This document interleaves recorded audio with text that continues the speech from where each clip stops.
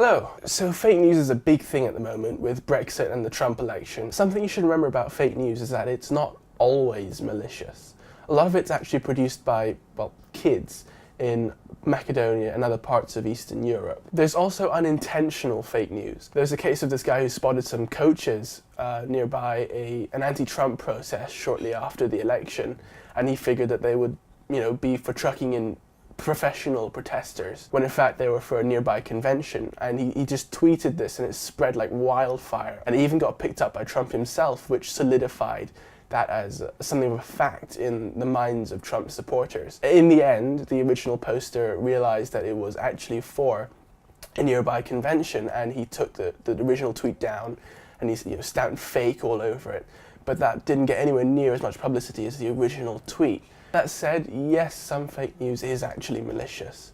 But when you see some sensationalist news article that's probably not true, look at the writing and see whether or not it was written specifically so it could try and bring in the greatest possible audience to build as much ad revenue as possible, or if it really is trying to present itself as real news. Well, now we know what fake news is. Well, what does it do? Well, like I've mentioned before, it's led to some major diplomatic incidents. Pakistani Defense Minister Khawaja Mohammad Asif sent out this tweet. Israeli Defense Minister threatens nuclear retaliation presuming Pakistani role in Syria against Daesh. Israel forgets Pakistan is a nuclear state too. This is in response to an article in AWD News in which the Israeli Defense Minister is supposed to have said, "If Pakistan sends ground troops into Syria on any pretext, we will destroy this country with a nuclear attack." Only the problem with this is that they attributed the quote to the former Defense Minister of Israel. So yes, even people in power can forget to fact-check dodgy websites. That's just one example. There's the entire US 2016 election to look at.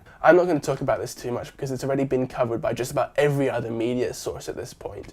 But it really is worth looking into in depth if you want to see fake news making a big and obvious impact in a real world situation. So at this point you're probably thinking, I'm not going to get fooled by fake news. Those people are dumb, I'm smart, I'm going to spot it.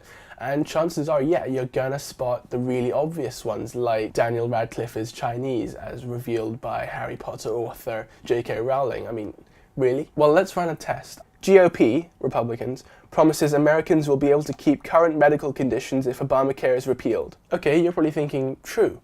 But you're wrong. It's from The Onion, which granted isn't fake news, but it's a satirical site. The difference being that it doesn't present itself as actually being real news. There are methods of spotting fake news or heavily biased news right out the bat. If an article tries to tell you that something is shocking or should make you angry, tries to tell you how to feel, that should be a really big red flag right out the gate. That this article is trying to influence you in a way that isn't neutral. You get this a lot with Unilad and BuzzFeed and sites like that. That said, the news reported under articles like this aren't always fake, but they're almost always heavily biased. Now that little rule of thumb for checking fake news is out the way, one of the things you want to do when looking at some news is to check the source. This is really easy. I mean, it's going to be displayed pretty much everywhere, certainly at the top of the article. Where are you getting the news from? You can generally trust sources like the BBC, CNN, The Guardian. Even the biggest, most reliable news sources aren't completely infallible. When you look at a smaller news organization like BuzzFeed, you're kind of taking your chances. It's also worth remembering that the website of certain British and American tabloid papers, and if you've studied media, I'm sure you'll know which ones I mean, have been known to make up stories completely, or just completely misreport something, or report something in such a biased way that it is essentially fake news. Anyway, you'll need to see per individual article whether or not you think it's true. Even if you're reading it on CNN, if it doesn't look true, think about what other sources you can find similar news on. Sometimes it takes a couple of days for major news sources to bring something in just because they're fact-checking it all the time. Okay, so now you know all that stuff, well, what do you do with it? The main thing with fake news is that it spreads because people share it with other people who would be interested in the same thing. If you see something that shocks you and you share it on your social media, chances are the people that follow you or are friends with you will share it too, because it's something that you mutually find shocking. So the thing is, if you see something that immediately rouses your emotions, hold back. Just fact check it first. Check that it's real.